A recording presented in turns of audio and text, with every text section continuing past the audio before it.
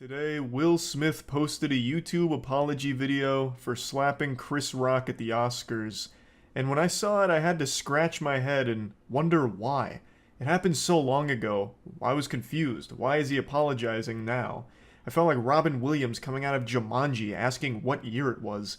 And then I remembered that that happened this year. It was 4 months ago that Will Smith slapped Chris Rock's head clean off his shoulders at the Oscars. He turned an award ceremony into a public execution when he blasted Chris Rock to Valhalla, just banishing him to the Shadow Realm with a slap. Mm-hmm.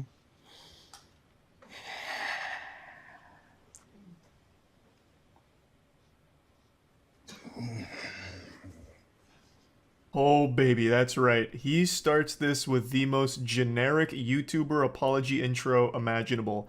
A slow walk into a big sigh right before getting into the actual apology. Textbook. He's clearly been trained by some of the YouTuber apology greats like Logan Paul, Laura Lee, Tati. I mean, this is perfection here. Every box of YouTuber apology cliche gets ticked immediately except for one. He didn't bring his dog into it. A lot of YouTubers like to bring in an animal in order to, deflect some of the criticism with cuteness with the animal. Will Smith, unfortunately, must have forgot that prop this time around, but everything else he nails. Why didn't you apologize to Chris in your acceptance speech? I was fogged out by that point. It's all fuzzy. So the main thing he's doing in the apology video here is answering questions that people have asked over the last 4 months. And again, I have to wonder why even bother. It's been 4 months on internet time. That's basically ancient history. Like, that's back there with like Y2K now. Most people have moved on and forgotten about it. So it's a little weird to be this tardy to the party with addressing these things.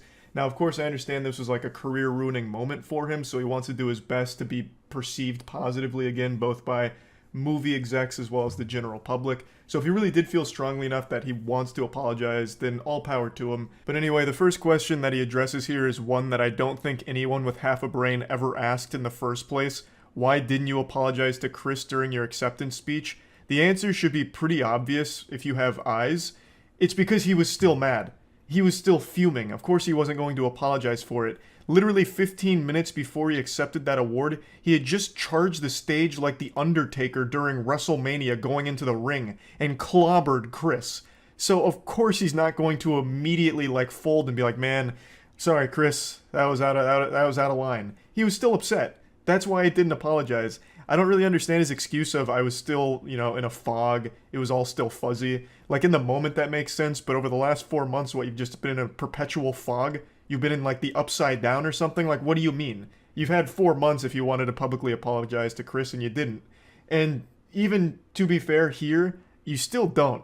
He says I'm sorry to a lot of people, but the one person he doesn't say the words I'm sorry to is Chris.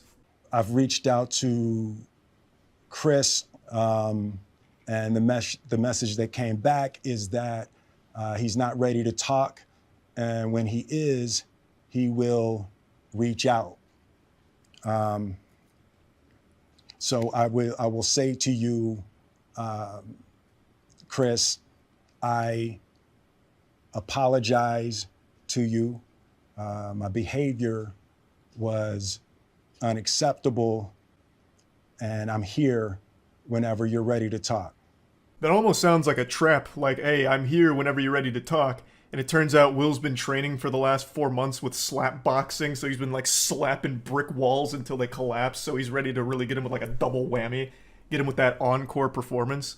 There's a big difference between saying, I apologize to you, and I'm sorry. I don't think people really understand the value of just saying, I'm sorry. I think it's the most important thing to say during an apology, which he does say later on to other people, but never Chris. To Chris, he just says, I apologize, and the action was unacceptable. Which is, that's good, that's definitely a start, but I really think you needed that cherry on top here of an I'm sorry. This is also just one of those things that should have been handled privately. I'm sure there were plenty of ways in the pipeline to let Chris know that you were genuinely remorseful for what happened, but I understand why he thought this was a good idea. I'm going to make a video coming forward, publicly apologizing and owning up to my mistakes, letting people see how horrible I feel and what I'm doing to change and be better. The thought process makes sense. You know, let people see a vulnerable side of you and let them know that you made a mistake and you know that. And that, it again, does make sense to anyone who's never been on the internet. I think one thing most people online are starting to understand and wake up to is that when you make an apology video, you lose. It's like what war games taught us. The only winning move is not to play. When you make an apology video, it is a lose-lose situation for you. You're either going to have people that don't believe that you're actually sorry, or they're going to have people that think that you didn't need to apologize in the first place, so now you look stupid. You look like a pussy.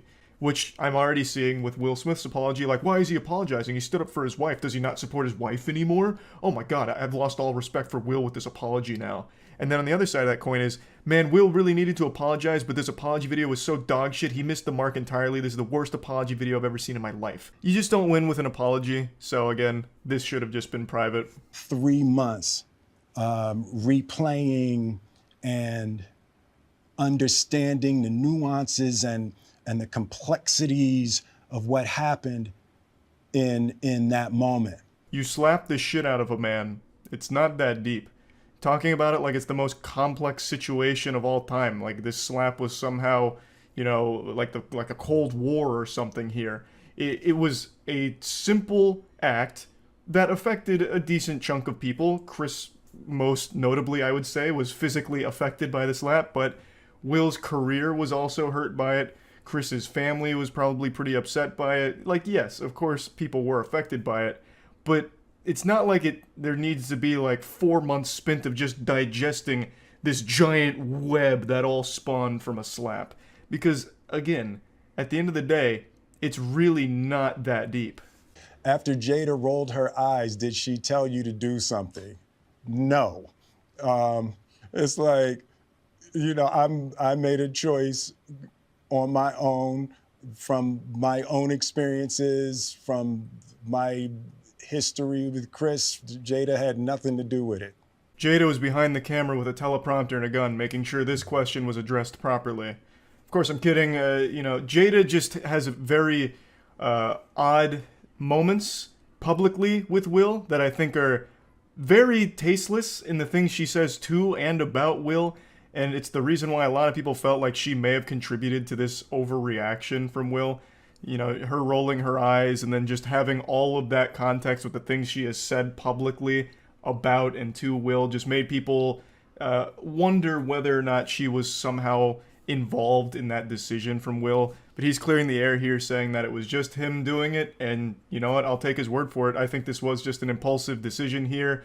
I don't think Jada had some kind of device that she can control Will's brain like something out of Dexter's lab. I really think he just completely overreacted and went fucking berserk here for some reason. And I don't think Jada is necessarily guilty of that, but I do think she is guilty of being a very toxic partner. I know that sounds parasocial to say, but the amount of clips and videos of Jada just shitting on Will to his face is baffling. Like the time where she was just talking about cheating right to him and how much she like enjoyed it or whatever during their red table talk. Oh my god, it's so hard to sit through. As Will's like in tears about it and she's just joking. Oh man, it's fucking brutal. And so now Will looks like a cuck. I mean, I'm just not a big Jada fan. I'll say it. I don't think she's that nice. What would you say to the people who looked up to you before the slap, or people who expressed that you let them down? Let me just stop you right there. You don't have to apologize to me. I found this whole thing to be highly entertaining. I thought this was extremely goofy, and no one seriously got injured or anything like that. This was just an absolute fucking wild moment. And honestly, for this section, he should have just said, "You're welcome." You know, to the journalist that wouldn't stop fucking writing about it, like a million articles all going deep into it for no fucking reason, talking about how this is setting a bad precedent and how in the next Oscars, all of a sudden people might be showing up there with battle axes to attack their critics, how journalists are no longer safe, you know, this and that. Like, he honestly should have just said, "You're welcome," for the 2 weeks of just articles and videos about it. Now, of course, there were super fans of Will that were disappointed to see this, and I think it's cute that he said that he was sorry for it and letting them down. He apologized to Chris's family, his family for the negative backlash they've faced. He apologized to pretty much everyone that was directly impacted by it. And now in this section, he's talking about how horrible he feels when he doesn't live up to people's image of him. And I will say he does seem pretty sincere for the most part. But again, it's been 4 months. Most people have moved on. This was pretty unnecessary. Though I'm sure a lot of people that did feel like really disappointed appreciate the gesture. Disappointing people is my central trauma. I hate when I let people down. It hurts me psychologically and emotionally to know I didn't live up to people's image and impression of me. Deeply remorseful. And I'm trying to be remorseful without being ashamed of myself, right? I'm human. And I made a mistake. But yeah, he finishes it off by saying that he is remorseful and he's, working on being better. And if you stick with him, you can all be friends again. And that's basically where it concludes. Overall, I don't think it's like the worst apology ever, especially in the tier list of YouTuber apologies. I think this one was one of the more sincere ones, at least from everything I've seen from it. Unless I've been deceived by his great acting, I couldn't tell you. But this is just one of those situations that is so wild to me. Why do this 4 months later? If he had done this like a day, 2 days, even a week after this happened, I think the reception to it would have been much better than it currently is.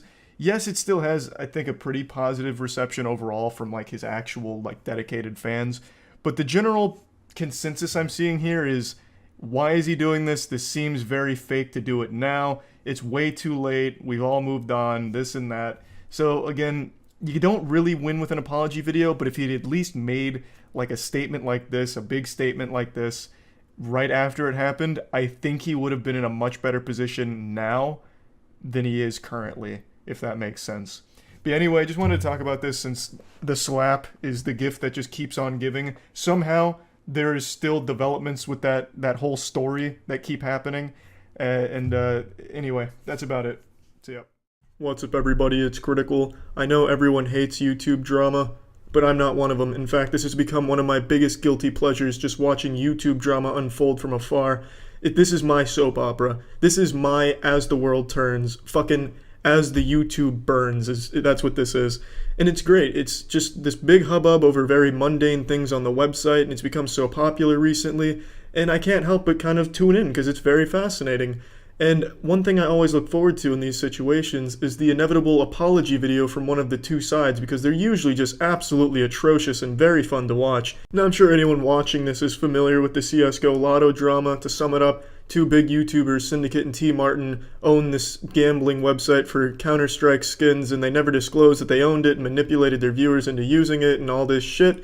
And today, T Martin made an apology video for it, and it is turbo shitty. So I wanted to just kind of talk about it. So the video starts with T Martin talking to his special guest Airbud, and they're running a promotional for Airbud's new movie, Airbud Gambles on CSGO Skins, and he's saying how difficult it's going to be for him to make this video. So right away, T Sharton has made me very uncomfortable and squirming in my chair like my rectum's been tickled by a fucking porcupine, because it's the most cringeworthy attempt at using one of the most popular techniques for public service announcements and emotional campaigns, where you get a cute animal there to get the viewer's guard down, make them feel like you're being real with them, make them feel like they're being genuine, and just kind of elicit sympathy from the viewer. And T Martin's trying to utilize this technique, but he does it atrociously. It's just an absolutely abysmal attempt, and it comes across as so fake and so forced and just sets a horrible tone for the rest of the apology video. Now, I'm not going to play too much of the video because there's nothing to really be gained by listening to this human Ken doll repeat himself. The gist of the apology is, he is sorry that you were too fucking stupid to understand that he was the owner of CSGO Lotto, and he is sorry for not spelling it out for your dumb ass every single day in every single video, reminding you that he owned it. It's your fault. This controversy is nothing that he's done wrong. It is just your fault as a viewer for not knowing that he owns CSGO Lotto, and he makes it very clear that he has done nothing illegal whatsoever. That's basically all this apology video is shifting the blame for this whole controversy on his audience. It's the audience's fault for not understanding or knowing that he was the owner of the website. That's basically this whole thing. So this no-nippled Neanderthal doesn't address any of the actual complaints or issues people had about this situation. He doesn't talk about why he blatantly lied about owning CSGO Lotto. He doesn't talk about why he changed the descriptions of all of his videos to add a disclaimer in the description, and he also doesn't talk about why he pretended to find CSGO Lotto instead of saying he made it or owned it.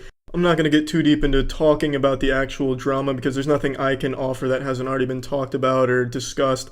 But basically, he just pretended like he found CSGO Lotto when he brought it up as if it was some type of random chance. Oh, you know, I was on Google looking for new $2 million villas to buy that I could use as public shitting arenas where I can invite homeless people in to just shit in all the rooms in the house if they'd like, you know, because I'm a good guy, you know. But while I was looking for this, I happened to come across a diamond in the rough. It's called CSGO Lotto. I'll put the link in the description in case you guys want to check it out. It's kind of cool. It looks really nice. I hear the owner has a massive dick. It's just, it's a cool site, you know. I think it's good.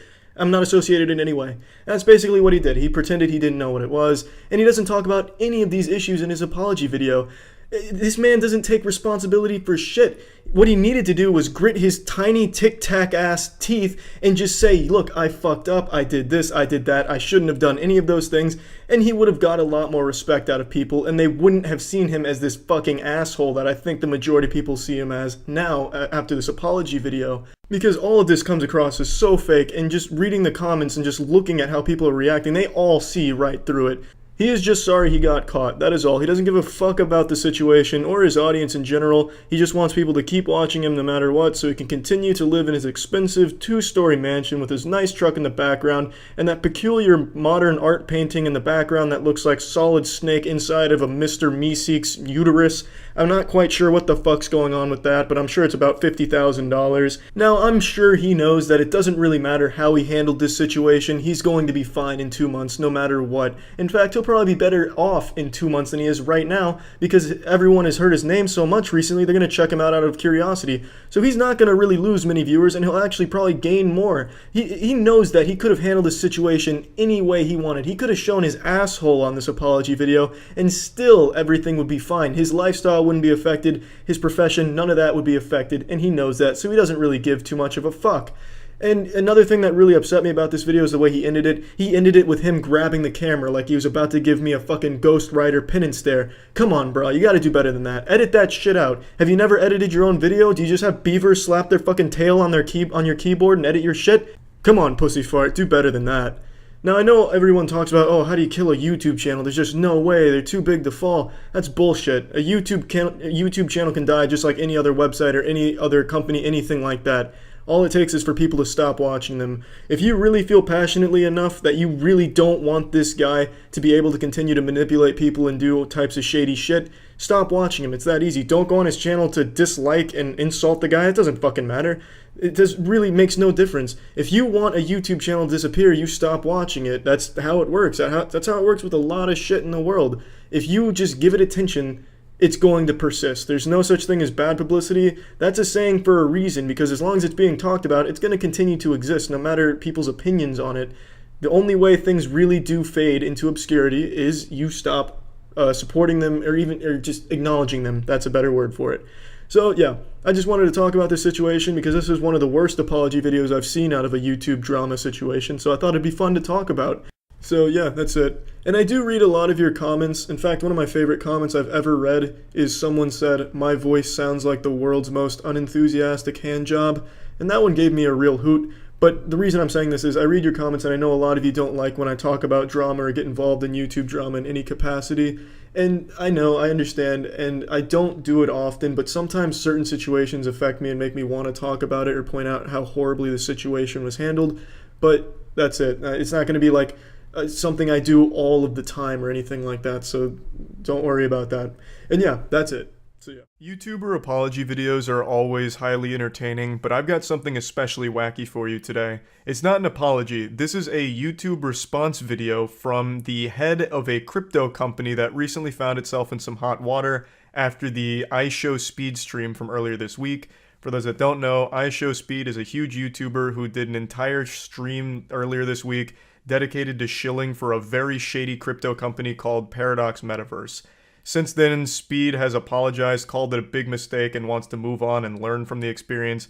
And I'm not here to tell you how to feel about all of that. That's up to you. I'm not Speed's PR manager or anything, and I'm not really here to talk about Speed.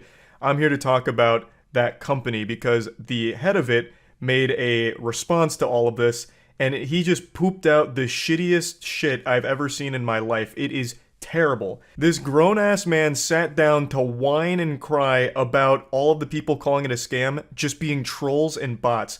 He blamed the entire thing on like a cyber terrorist attack from bots trying to bring down his company.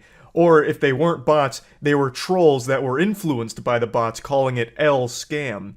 And then he provides no evidence to prove that it's not a scam, and instead just says, if we were a scam, why are we still here? We wouldn't be here if it was still a scam. If this was a rug pull, why hasn't it been rugged yet? He then issues a Galaxy Brain challenge to everyone to find a part in that stream where he said it was a scam, where he admitted it was a scam.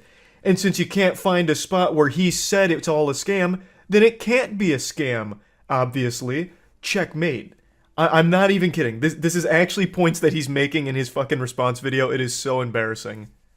Where's their response video, though? I don't see that anywhere on here. That'd also be a really bad idea for them to post that publicly. 43 minutes into the video, we had on average 40,000 viewers.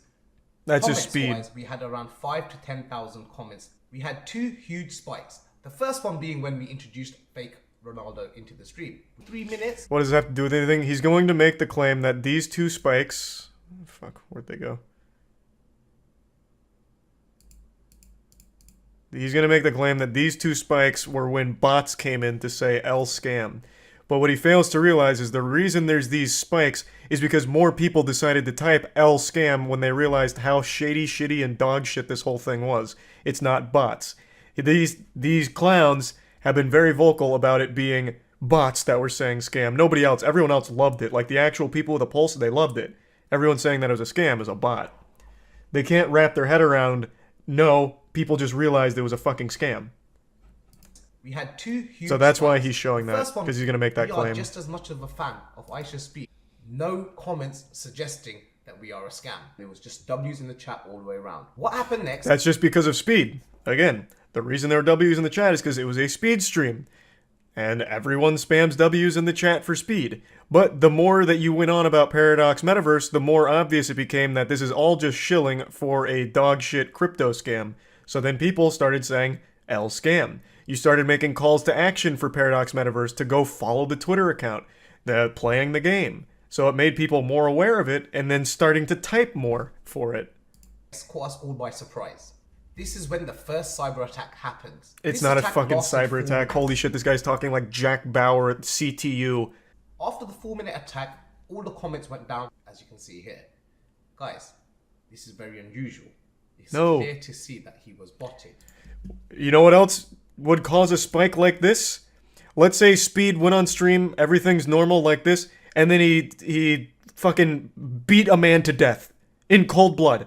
There would be this huge spike then too, and it wouldn't be bots. It would people say, holy shit, what the fuck? L Speed? Murder? Like it'd have a spike then too. The reason the spike happened is because you had more egregious calls to action like following the Twitter, so people started putting out that it is a fucking scam and this is shady.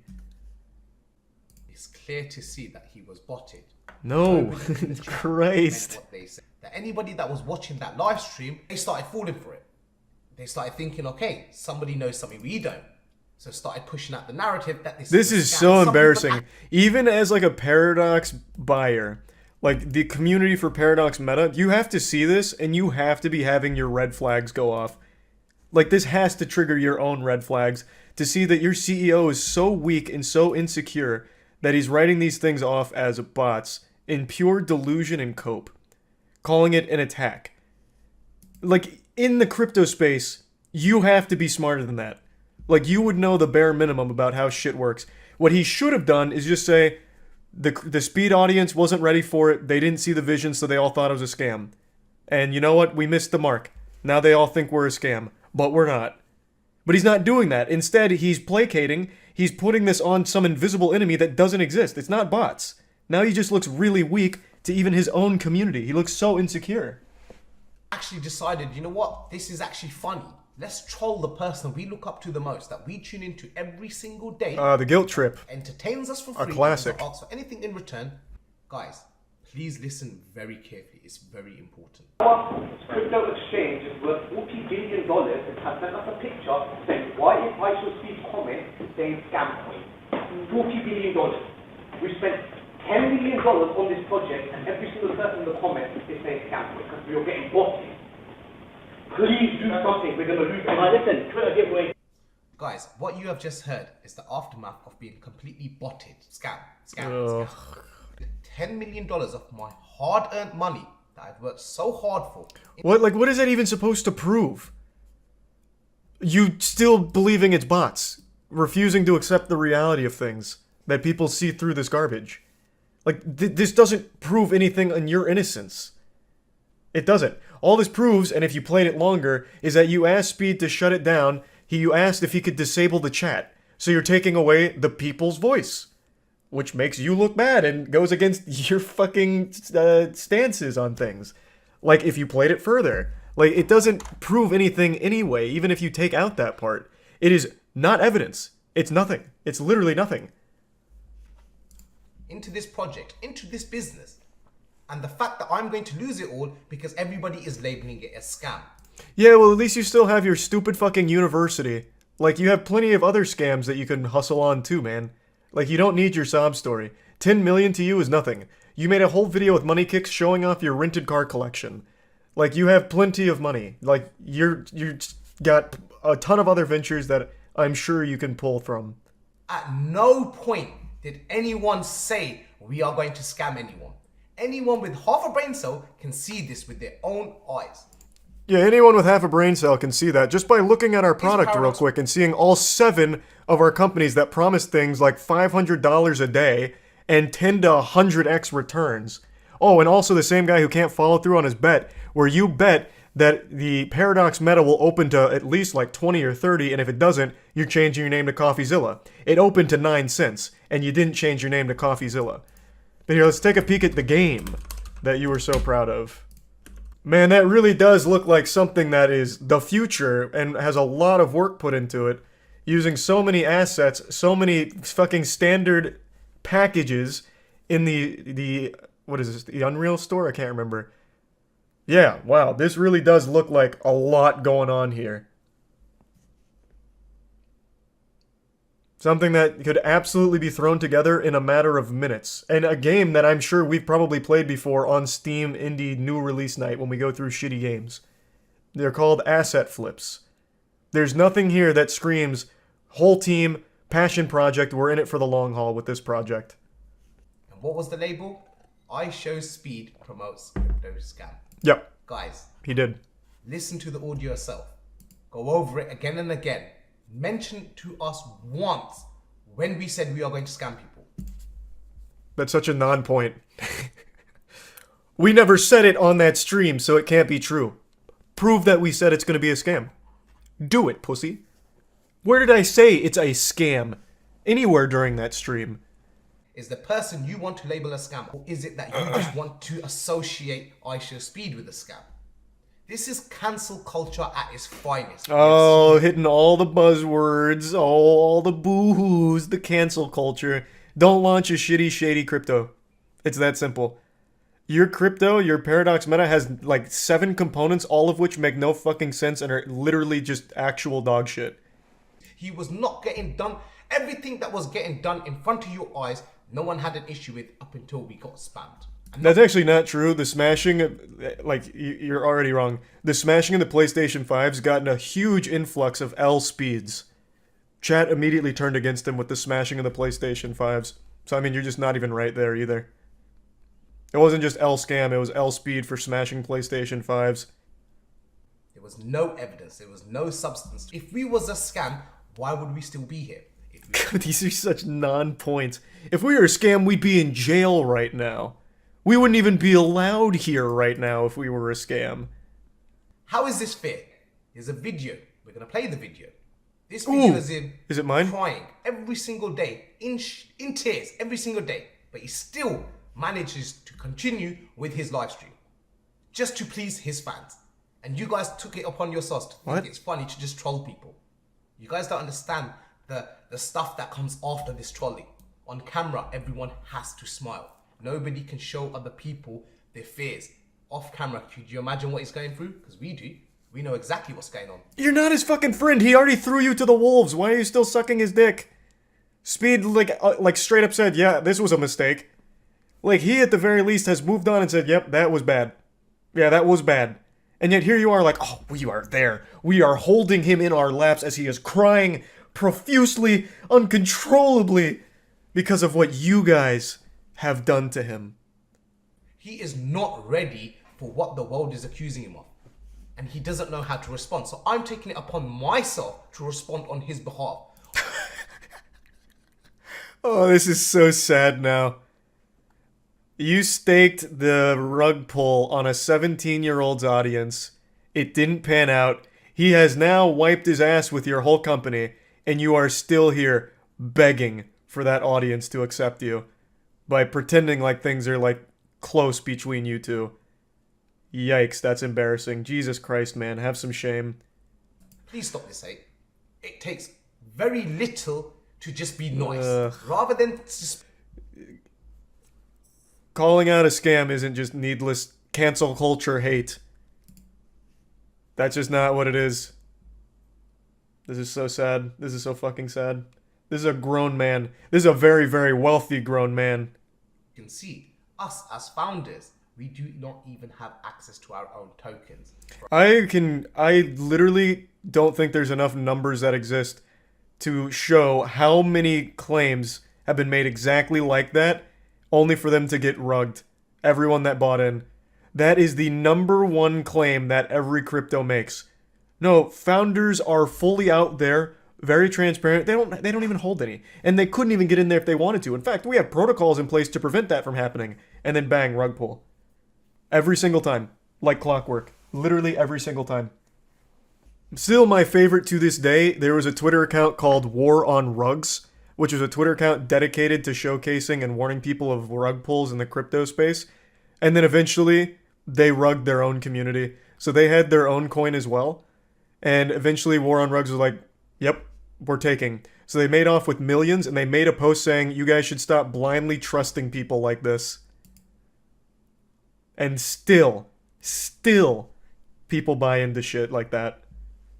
It's crazy. That is a nothing claim. Everything he has said so far is actually nothing. He's provided no evidence to prove that it's not a scam. He has provided nothing other than trying to guilt people and saying that it's all just bad faith trolling. We'll make sure we'll see you guys on the moon.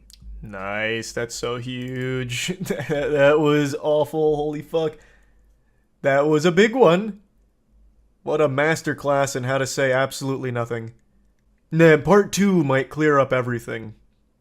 Even burning their founders' tokens they can't even cash out for a whole year. That shows passion and confidence in the project being 10,000, 100,000% legit. Oh, fuck me. I hope that's a bot. I hope that's not a real person. Yikes. Oh, fucking yikes. The comments aren't really on his side either. I really do wonder what the Paradox community thinks of a move like this, but I'm not going into their Discord to find out. Usually it's just a lot of people convincing themselves of absolute nonsense in order to believe that they can make money off of it, and then when it doesn't happen, they just pretend like, oh, they just got fooled by someone who was just too smart, even though the writing was on the wall right in front of their face the entire time. Everything he said is things thousands of scams in the space have said before him. He just copied their playbook. Yeah, so I think the YouTube makeup or beauty community, I'm not sure on the proper nomenclature, is just fucking terrible right now. You can tell just from looking at me that I'm not big into the makeup or beauty world, but I do like to keep my cheeks spread so I can stay updated and filled in on information on YouTube drama, and the makeup and beauty side of all of that never has any shortage of that. Tati Westbrook released another 40-minute video today, which is supposed to be some kind of pseudo-apology and explanation for why she tried to ruin James Charles's life last year. And it's pretty fucking rough. It's like having a hemorrhoid. It's kind of painful. It's pretty boring. Really, the only purpose this video would serve is if you have insomnia and need help falling asleep. It is unnecessarily long. Like, this whole thing could have been summarized in 1 or 2 tweets if she wanted to. I don't really know why it's 40 minutes long. And it's her reading a legal statement that she's prepared, and it's pretty fucking painful. It's like she's reading the terms and conditions when signing up to Spotify. In fact, I wish it was just 40 minutes of Taddy reading the terms and conditions when signing up to Spotify. It'd be more genuine and engaging. This has every cliche of a YouTuber apology, a lot of fake crying, and a lot of passing the blame and deflecting. She keeps talking about how terrible Shane and Jeffrey were for this whole thing, and that it's really just kind of mainly their fault and she was just an innocent victim of their manipulation. But really the whole video just feels pretty manipulative from her here as well. I'll show you an excerpt, a couple excerpts from it, just so you get an idea of what the entire 40 minutes is like. I promised my dad I wasn't gonna cry. I've been trying to feel... Can't do this. I've been trying to feel strong enough to do this video because I want to feel strong. I never said that James Charles was a danger to society. My video was not made with any malice. But you did. That was the whole purpose of your video last year, was painting James Charles as a menace to society and some kind of evil supervillain. You saying you didn't post that video with malice is like me saying 5'6" isn't short for a man. It's just a lie. It's a lie I'm telling myself, and I've convinced myself. I know I'm short, Taddy. You don't need to rub it in. This whole video is just useless. It's been nearly a full year since you soaked up roughly 5 million subscribers off your video lying about James Charles. Why are you coming forward with this now? What the fuck is the point? Handle it privately. It is a matter that should have been handled privately. But for some reason, there's so many huge egos in this beauty and makeup community where they have to feel like everyone loves them and they present themselves as this perfect person, this benevolent ruler of all things beauty related. So she felt compelled to make this video to try and put herself in the best light. Like, hey, look at me taking responsibility for this thing that happened a long time ago. Look at how good of a person I am. I did not publicly air any of the horrific accusations that were being made behind the scenes. While I was definitely upset that he had accepted a sponsorship from the biggest rival to my brand, Halo Beauty, I did not make my video because of vitamins. I made it as a result of all of the poisonous lies that were fed to me by Shane Dawson and Jeffree Star. Yeah, this is what I think the actual purpose of this video is, just to deflect blame off of herself and place it onto Shane and Jeffree. I didn't want to make that video about James Charles. I was manipulated into it by Shane Dawson and Jeffree Star. They were the puppet masters, and I was simply the marionette dancing for them. They fed me these poisonous lies, and I had no choice but to make this video lying about James Charles of my own free will, and post it of my own free will. It's just silly. Taddy is nearly 40 years old, and she knows what she's doing. She knew what she was doing with the James Charles situation, and I really think the only reason she's made this video breaking her silence about all of it is because right now Shane Dawson and Jeffree Star are getting absolutely annihilated, just straight fucking blasted for a ton of terrible, awful things they've done in their past, and Taddy wanted to dogpile on top of it to score some subscribers off of the drama and present herself as the good person in the situation. How she was innocent in the James Charles case because she was getting fed lies by these two people who everyone hates right now. But that excuse doesn't really work because the thing you were initially mad about in your first video was the fact James Charles took a different vitamin sponsor than your company or whatever the fuck you sell, vitamin C cream to rub on the rim of your asshole to improve hearing. I don't know what the fuck your businesses do. But you were mad because he didn't go with your business and instead looked elsewhere, so you felt personally attacked, and wasn't that like one of the main points you made? That has nothing to do with any lies Shane and Jeffree may have fed you. That was entirely your decision to make that like the focal point of the last video on why you were so mad at him.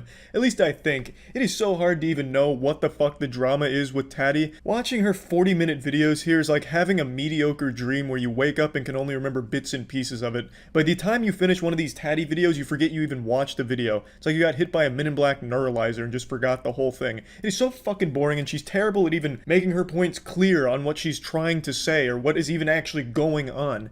It just seems all so vague. And in this video, she doesn't take really any responsibility. She says I'm sorry multiple times, but none of it even feels real because it's sandwiched in between. But remember, Shane Dawson and Jeffree Star are bad, and they made me do these bad things. And her having these fake crying episodes in the apology and saying things like, "I'm sorry, Dad, I promised you I wouldn't cry." I promised my dad I wouldn't cry. What the fuck? You called your dad on the phone. Hey, Dad, you remember that time that I tried to ruin the life of a young man?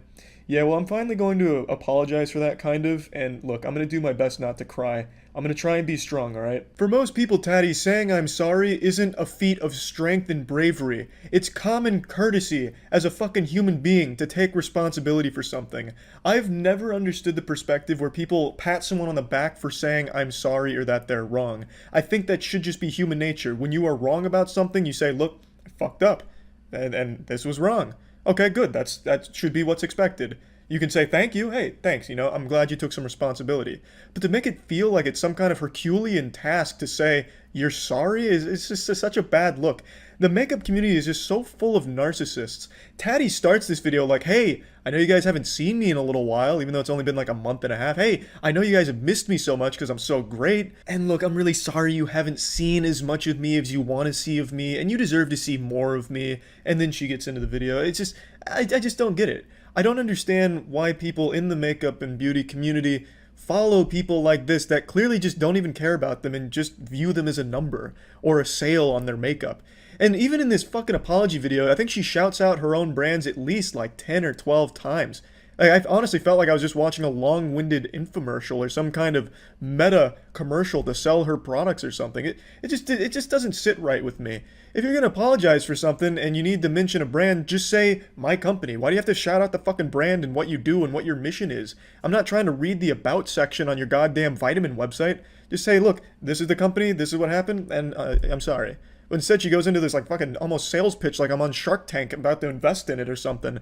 It's just, I don't know. I don't get it, man. I don't understand. And I don't know why it has to be 40 minutes every time with her. I guess just to milk as much revenue out of it as possible. Couldn't tell you. Have no idea. But I fucking sat through this fucking thing and it felt like a goddamn crime. I honestly feel like wasting someone's time like this, it should be illegal. 40 minutes worth of nothing. Nothing but deflecting blame and insincerely taking responsibility almost in certain areas. I don't know. Makeup community and the beauty community's got some real bad actors in it. And yeah, that's about it. So yeah. If there was a YouTube rewind this year, I imagine the bulk of the content would be apology videos. There have been more apology videos in 2023 than there have been apologies throughout the last 100 years of our species combined. And just like my age, that number only keeps going up. It's crazy just how common of an occurrence this is. And today we're going to look at a pretty rare one. This is the shiny Pokemon of apology videos. This one's not from a YouTuber or an internet content creator. It comes from two celebrities that I know all of you have seen before. Ashton Kutcher and Mila Kunis. We are aware of the pain that has been caused by the character letters that we wrote on behalf of Danny Masterson. So what are they saying I'm sorry for? What whoops-a-daisy blunder did they make? And I'm sorry to say this, sports fans, because it's not some kind of silly mistake. It's not like they gave like a hot take on anime and got dogpiled on Twitter for it or anything. What they did is actually pretty deplorable. They, as well as many others, were requested to write letters to a judge in regards to the Danny Masterson rape case. I actually didn't even know this was going on. I only just learned about this. Danny Masterson of That 70s Show fame, a show that Ashton Kutcher and Mila Kunis were a part of for a very long time, has just been sentenced to 30 years to life in prison for 2 out of the 3 counts of rape that he was facing. Danny Masterson was arrested in 2020, and this trial's actually had a lot of developments to it that I was just completely unaware of, but it's concluded now for the most part, and he was found guilty for 2 out of the 3 counts of rape that he was facing. And then it came out that Ashton Kutcher, Mila Kunis, and about 50 other people wrote letters to the judge of the sexual assault trial to just say nice things about Danny Masterson. I guess the idea was to try and hype him up as like, look at all these positive experiences we had with Danny Masterson. Inside Danny, there are 2 demons, a rapist and an incredible actor with a bright smile that could light up a room. And it's important that we don't overlook that second one. Let's focus on all these great experiences we had with Danny Masterson that we knew. You know, Mr. Hyde was a bad guy, but Dr. Jekyll, he was great. So, like, I guess the idea here was to try and get the judge to be a little bit more lenient or something, like to try and help Danny's case by just saying nice things about the Danny they knew. So an excerpt from Ashton Kutcher's letter says, Danny takes his job seriously. He is kind, courteous, and hardworking. He treated everyone from the grips to the Teamsters to the actors to the caterers as equals. As a role model, Danny has consistently been an excellent one. A great role model to rapists, maybe. What the fuck is this? This is just an absolutely evil thing to say about somebody like this. What? How delusional can you be? He took his job seriously. He even said good work to one of the caterers. I'd never seen such a saint on the That 70s Show set. To look at a caterer and actually engage in small talk blew my mind. I'd never seen anyone so sweet. He was truly a benevolent angel. A great role model if you just ignore all of the rape stuff. Like, holy shit. What in the world? What in tarnation? And Mila Kunis called him an amazing friend, confidant, and above all, an outstanding older brother figure. His genuine concern for those around him and his commitment to leading by example make him an outstanding role model and friend. Yucky. Yucky. An older brother figure, and still, she's echoing the same thing, a great role model. He just got convicted of rape, and it's not like this is a case with like a lot of holes in it and it was like some kind of fishy investigation or something. Like this is a pretty cut and dry case. The only reason it took 3 years is because there is a lot of interesting stuff that may or may not have been going on with Scientology being involved. I don't like to even mention that word because that's a very scary thing to even bring up. Mentioning Scientology is like mentioning Voldemort in the real world. But perhaps there were, a few Tom Riddle diary exchanges that led to some shady shit going on throughout this case, at least from what I've read so far. This isn't something where you would see all of the evidence, see the verdict, and start wiggling your finger like, no justice wasn't served here. Unless, of course, you're part of Danny Masterson's team, who's saying that they got it wrong and they plan to do everything they can to overturn it and all that shit. But, like, as someone who was a friend of him, you should see this and be like, oh, this is fucking revolting. Oh, Jiminy Christmas. Oh my God. Jesus Christ. I was friends with an absolute monster. And then you would not go up to bat for them. Like, you wouldn't start speaking to the great character of Danny Masterson. It's just incomprehensible to me. I couldn't imagine doing that. If my best friend in the world, someone I grew up with, someone I consider a brother, was just arrested and convicted of rape, I would not be singing his praises. I wouldn't be spreading the gospel about what an amazing guy he is, right? I wouldn't write a letter to the judge, even if I was requested to do so by his family, and say something like, listen, I dislike sexual assault as much as the next guy. That's some bad stuff. Rape, boo, don't like it. But he never raped me. So he's not all bad. And also, we used to butt chug brewskis in the bathtub together at the frat house. Like, this is a good guy, and it's just something to consider maybe when you're looking over this and deciding on sentencing. Like, I would not be trying to say anything positive about the person. So obviously, this made a lot of people upset to see them do that. It's craziness. So I'll finally get to the apology video now, but I feel like we needed all of this in order to understand why they're apologizing, what exactly they're apologizing for. We are aware of the pain that has been caused by the character letters that we wrote on behalf of Danny Masterson. We support victims. We have done this historically through our work and will continue to do so in the future. But you also support your friend, even after all of the rape evidence was being put on trial. Like this, I'm very curious now how much they knew about him. Like, did they know all of this? Because they don't seem necessarily surprised, and they seemed more than willing to write these glowing letters that seem like fucking 5-star Yelp reviews of this guy. Like, even with all of this evidence of the sexual abuse, they're still calling him an outstanding role model, an older brother figure. Like, holy shit. I understand they've been friends for 2 decades, so I guess when Danny Masterson's family reached out to request that they write a letter, gushing grannies over how cool Danny Masterson is, they should have said no. They should have just hard rejected that on the spot. Of course, I'm not a lawyer, I haven't passed the bar, but I don't think this is some kind of obligation they had to fulfill here because there were other people that didn't write letters about Danny Masterson. But let's assume they were forced to. You can still say, I was one of Danny Masterson's best friends. I didn't know this side of him. I didn't know he was an evil person, so I don't feel comfortable saying anything nice about my experience with him. Full stop. Like, that could just be the end of it. couple months ago, Danny's family reached out to us and they asked us to write character letters to represent the person that we knew for 25 years so that the judge could take that into full consideration relative to the sentencing. How rotted and corrupt is the brain of a Hollywood drone? Like a Hollywood fucking clout zombie. I can't even begin to try and process how their noodles work. How can you just say that so nonchalant, like it's not a big deal and not just fucking diabolical? They knowingly wrote these character letters to give the judge a full understanding of the situation to consider when giving his sentencing to Danny Masterson. So they knew that this was going to be used to try and get lighter sentencing for a man who committed heinous crimes. How do you sleep at night like that? Like after doing that? I don't get it. Like a lot of people wrote letters, of course, it's not just these two, but these two are the most public figures about it. But I imagine they called anyone that ever even crossed Danny Masterson's path, like, hey, it's me, Tim Clifford. I was Danny Masterson's third grade math buddy. We played together on the kickball squad and he was a superstar, one of the finest kickball players the East Coast had ever seen. Thanks for reading. And the judge would be there scratching his chin. I didn't consider that he might have been very good at kickball. Maybe we shouldn't be so harsh on him.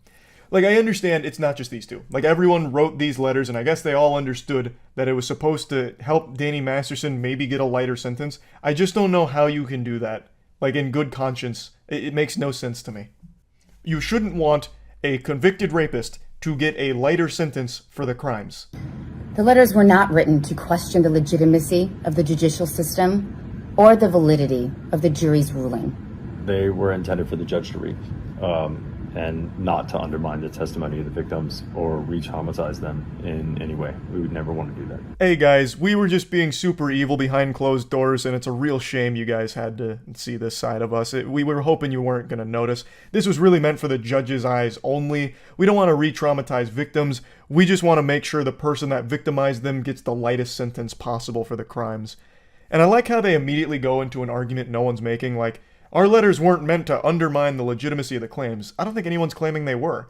Your letters are there to serve as a way of trying to help your friend get a less long, less severe sentence for some absolutely evil shit they did. Which is very bad. It's still horrible. And we're sorry if that has taken place. Our heart goes out to every single person who's ever been a victim of sexual assault, sexual abuse, or rape. Man, unfortunately, they didn't even do the apology video classic cliche of saying thank you before signing off. You didn't even thank us for watching the apology video? Are you serious? Do you have no manners at all? But yeah, you care so much about the victims of these horrible things, and yet for some reason, a person who was actively engaging in these crimes, you decided to write really nice things about to try and help them. That's really weird. It's hard to believe you now, after all of this. It's just a fucked up situation. Danny Masterson is getting justice, which is the most important thing. But how the fuck could so many people around him willingly just write nice letters about him to try and actively help him in this case? It just doesn't make any sense to me. So yeah, that's really about it. So yeah. It just wouldn't feel right if 2023 didn't conclude with at least one more horrible YouTuber apology video, and luckily, Krampus did not let us down, delivering a nice lump of coal under the tree. This had been a year filled to the brim, the cup runneth over, on bad YouTuber apology videos. I was a naive fool to think that we had seen the last of apology videos for 2023, and how wrong was I? In the fourth quarter here, the last week or so of 2023, we were blessed with one more from James Somerton. He was featured prominently in H-Bomber Guy's newest video on plagiarism. I'm sure all of you have seen this video by now. If you haven't, that is shocking to hear and should probably go check it out. And I'm not going to recap the whole video, but I will give you a brief synopsis of James Somerton's role in it. But basically, James Somerton was pretty much caught with his hand in the cookie jar, plagiarizing his entire online content, fundamentally. It also goes even deeper than the plagiarism. He was accused of multiple other bad things in regards to his content and claims he was making, and a bunch of other variety of things.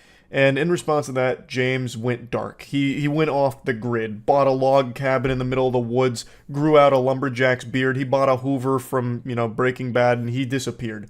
So he went offline, and then a couple days ago posted a surprise apology video going over all of it, which he deleted a couple hours later when it didn't get the response he was expecting it to.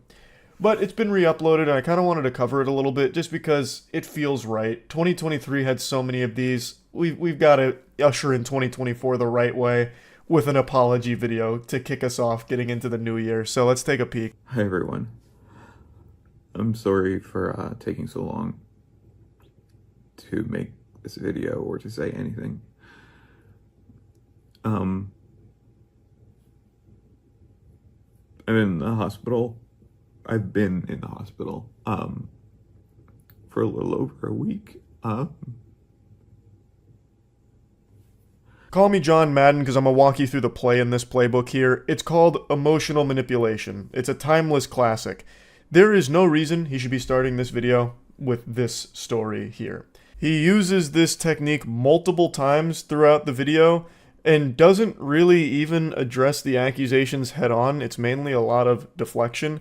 But what I want to focus on is just how hard he leans on trying to garner sympathy through this.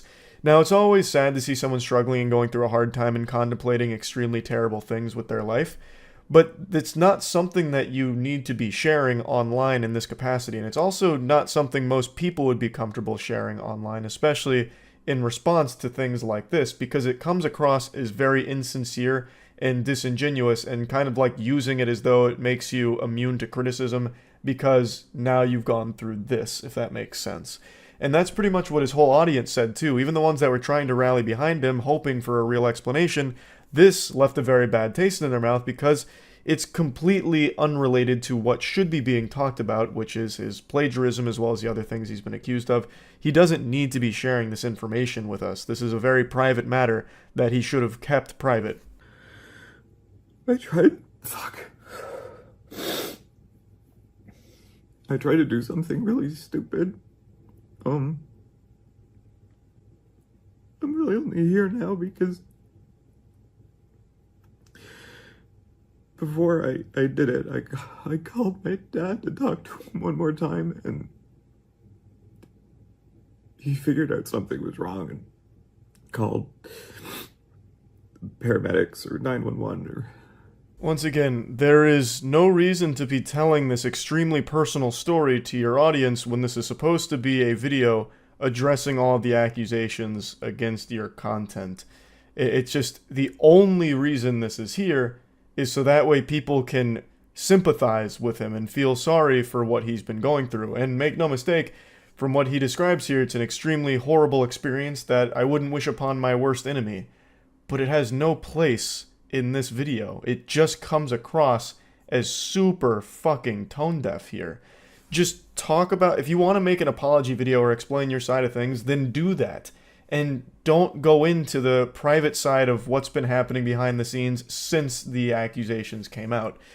They got here, and I woke up in the hospital, and yeah,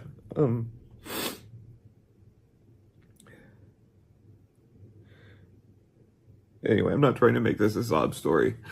I'm just trying to explain why I've been so quiet. You spent the entire first minute and a half making it a sob story, though. That's not an accident, and you could have edited that out.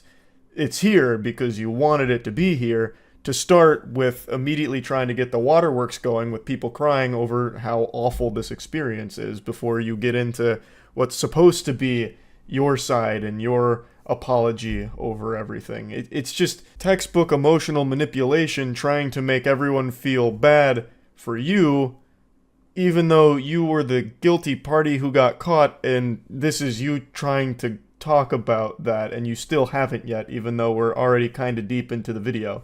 Now, it is a 34-minute video, so a minute and a half isn't like the bulk of it, but he sprinkles this throughout the entire thing, so you can't really make a good argument that it's only here to try and explain why he took so long to make this video.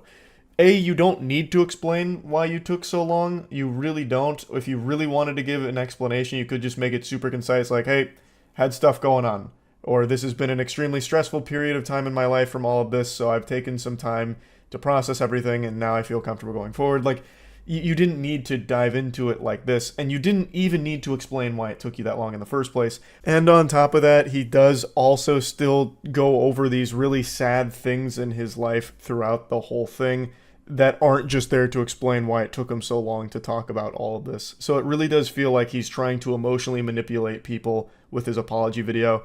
But even when he is done going through this story and actually trying to talk about what's been going on, he takes really no responsibility. He does say, "I'm sorry," a lot, but it feels kind of hollow when he starts throwing somebody else under the bus for things and then kind of belittling the whole situation itself, boiling it down to something far simpler than it is. Like, there were a lot of accusations against him, none of which he really defends himself on in any meaningful way whatsoever. It really feels like the main purpose of the video is to make the audience feel bad. Like, make them, like, blame them, basically, for what he's going through, as opposed to taking that responsibility for fucking up with plagiarizing his whole career. Really, really sorry. Really, really sorry. For the stuff in the videos, not crediting people, and I lost my best friend because of this. Nick and I had been best friends since... I don't think I really need to show you more of the video itself. You get the idea of exactly how this goes for the rest of the 30 minutes of it. It's just a really baffling decision to post this in the first place, and it's something he recognized pretty quickly when he saw the responses coming in, the Yelp reviews. So here's his community post addressing it. Earlier tonight, I uploaded a video apologizing for what I've done, but it's become clear after hearing from several people that I'm not in a healthy frame of mind to be posting anything online. I only returned home from the hospital yesterday, so I should have never filmed it. I've deleted the video, but I'm sure it has been downloaded and will be shared by others online. I promise to apologize properly and in detail when I'm more mentally stable. Until then, please know that I am sorry. He understands that this wasn't a good idea, but insists that he is sorry and will return at a later date to make a better apology video. And I have to say, that doesn't seem like a good idea. Like, I don't understand why he's even going to bother trying. There is really nothing that's going to improve for his online career through an apology. His audience isn't going to stick around through it. They were there for his content, and his content was stolen. It was all plagiarized. Like, there's no reason for them to stay, and it's not something he can just move on for and keep pumping out bangers, because no one's going to believe that it's original work or anything that he himself created. So there's nothing he can possibly gain from even making an apology. He should just do something else that's not being a YouTuber, or find a completely different niche on YouTube to try and make it big in. Like, there's just nothing he can really do for the James Somerton brand here. So I don't know why he's going to try and make another apology video later. It just seems kind of silly to even bother. He doesn't have anything that proves him innocent from the claims. He really was kind of, caught pants around the ankle here. It's kind of kaput. Like, it is clear he plagiarized a lot of things, and there's a lot of other accusations on top of that as well from the way he conducted himself and some of the content, like in some of the things he said. And there's really not a whole lot he can do to come back from that and make this big triumphant comeback with an absolute fucking banger apology. That's just not going to happen. So why even do it? Just go do something else, man. Just move on from it. So yeah, I just wanted to cover this a little bit just because it's one more bad apology in 2023. I figured might as well complete the year the only way we know how, with bad YouTuber apologies. Yeehaw. That's about it. So yeah. When you think of an apology video, you probably picture some stinky, goofy YouTuber petting their dog and fake crying, just trying to appear remorseful, and it's always just embarrassing, looking like some shit out of South Park where they're like tweaking on their nipples and saying, "I'm sorry." Because for a long time, YouTubers have had a monopoly on shitty apology videos. until today. Travis Scott, the famous rapper most known for his McDonald's meal, the Travis Scott Burger, has proven himself to be an innovator not only in avoidable concert-related deaths, but also in shitty apology videos. He posted his own bad apology video on Instagram today, and I thought it's only fair that we look at it. Now, I'm sure you already know, but Travis Scott was addressing the tragedy that happened at his concert Astroworld the night before, where 8 people died and 300 others were injured. This was due to a lot of factors, but the main one being crowd crush. Crowd crush is when a huge crowd of people occupies a small space and everyone gets too close together and inadvertently starts pushing on each other, which suffocates people in the middle. They die from asphyxiation. Crowd crush is an agonizing and horrible death, which unfortunately 8 people suffered yesterday at his concert. I made a video going over this, and since then there's been a few people that went to my Twitch streams just to say Travis Scott did nothing wrong and bears no responsibility and called me a cuck. And I swear to God, if I have to read one of those brainlet takes one more time, I'm gonna go sicko mode. I will say again, while Travis Scott wasn't responsible for the conditions that caused the horrible crowd management and the crowd crushing, he had ample opportunity to pause the concert or stop the show altogether. People were saying Travis Scott didn't know what was going on, so had no reason to stop the concert. So I guess they just think Travis Scott is the dumbest man on the planet who performs with his eyes closed. I don't know. Because if you just look at the pictures taken from the stage or some of the video from the stage, you can literally just see an ambulance going across the crowd, because there's ambulances at all times throughout the concert because people were dropping over unconscious, literally dropping like flies. You were statistically more likely to die at the Travis Scott concert than you were shark attack, lightning strike, fucking driving in a destruction derby. Like, it was a lot of people falling unconscious and an ambulance pretty much at all times in the crowd. And the crowd, of course, dancing on top of the ambulance, all of which was visible from the stage. And also the crowd was begging the organizers as well as screaming at Travis to stop the concert. But even still, let's assume all of that. Travis didn't see the ambulance. He didn't see or hear anyone begging him to stop the concert. There is a clip that I mentioned in my video where Travis Scott literally tells security to get one of the unconscious bodies out of there. He noticed that one of the guys was fallen unconscious or something. He asked security to get him out. Security is crowd surfing the guy's body out of the venue as Travis Scott is watching and singing at the body, literally giving it a walk-off song. Travis Scott knew people were falling unconscious, as evident from that one clip alone, and he still chose not to pause, take a break, or stop the concert. He bears a lot of responsibility, and Travis Scott has stopped concerts before for much less. There's a very popular clip that's now floating around where Travis Scott crowd surfed and got his shoes taken, and he stopped the concert on the spot to spit on the guy that took his shoes and tell the crowd to beat his ass.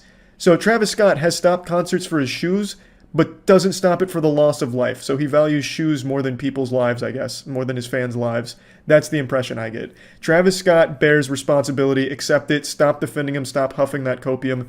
Now with that being said, let's check out his apology video. I just want to send out prayers to the ones that was lost last night. We're actually working right now to identify the families so we can help assist them through this tough time.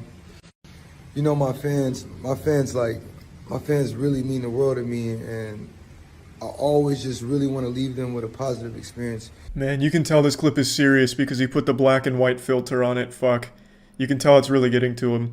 This whole apology video looks like he was just woken up out of a deep slumber and forced to make this by, like, his lawyer or something. Like, hey, get the fuck out of bed, we need you to make an apology video. And he's like still sleepy. He's like, oh fuck, okay. Hey guys, sorry. And then he's like rubbing his face really hard, hoping to get 1 or 2 tears to come out, but they just won't fall. He can't get the tears flowing. It seems more like he's annoyed than sad. Like, this is how I react when my dog takes a shit on the carpet. It's like, ugh, fuck, it's on the carpet, which means I'm gonna need to use like nature's miracle or something to get it off, and it's gonna be a big mess. Oh Jesus. And anytime I can make out, you know, anything that's going on, I stop the show and, help them get the help they need, Yeah, but you didn't. You did identify someone who was unconscious. You identified someone's lifeless body and told security to get out of there. And then you started singing to the body and then continued on the show. Like, you immediately just went into a song. So, I mean, you did identify it, and I mean, I guess you got them the help they needed, getting them crowd surfed out of there, but you didn't stop the show. Even after finding that, you still continued. I could just never imagine the severity of the situation. We've been working closely with everyone to just try to get to the bottom of this. The City of Houston, HPD, Fire Department, everyone to, help us figure this out. So if you have any information, please just contact your local authorities. Yeah, every single person involved in Astro World here needs to be held accountable. The second people started breaking through security checkpoints and climbing fences to flood the venue, they should have taken precautions to pause the concert, delay it, or something, because they were not equipped to handle that capacity, and this is the natural result of that. It's a true fucking tragedy, and everybody, Travis Scott included, needs to be held accountable for what happened here. Now, I did read reports that there was someone who injected a security guard with a needle, which caused the security guard to pass out. I don't know if there was some kind of, like, fucking supervillain there injecting people with something, but even if that was the case and not everything was related to crowd crush, there was still plenty of people recognizing all of these unconscious bodies and should have stopped the concert. If anything, that would be more reason to stop the concert, and they still chose not to, which is an even higher level of negligence. Everybody continue to just keep your prayers. I mean, I'm honestly just devastated, and I could never imagine anything like this just happening. And I'm gonna do everything I can to keep you guys updated and just keep you guys informed on what's going on. Love you all. As is standard practice for apology videos, there isn't an apology. There's no "I'm sorry." It's crazy. Every single fucking apology video ever, for some reason, lacks the most basic apology. A simple "I'm sorry." Nothing. None of that present here.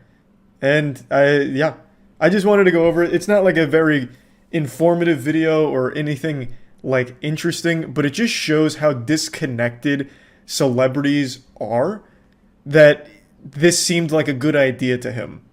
At no point do I get the impression he truly cares about what happened. It seems more like he's worried about potential lawsuits that he's going to face. And not potential, the inevitable lawsuits that he and his team will face.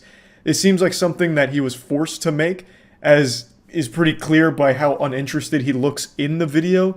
And it's so baffling. Why even bother at this point? He made a Twitter statement. Why did he even bother making this when he clearly doesn't seem to care that much? He doesn't even take responsibility at all.